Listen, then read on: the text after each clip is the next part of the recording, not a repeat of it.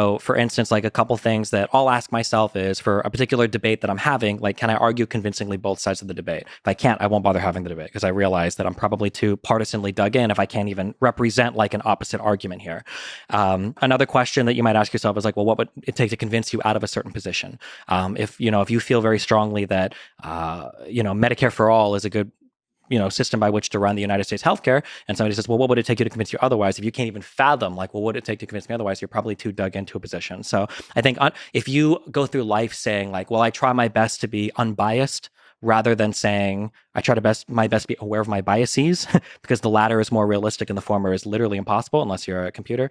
Yeah. So I think having like actual mental practices that you engage in to try to counter some of the biases that you have is more important than trying to pretend that you're free of all biases and then consuming all your media from one source. Yeah.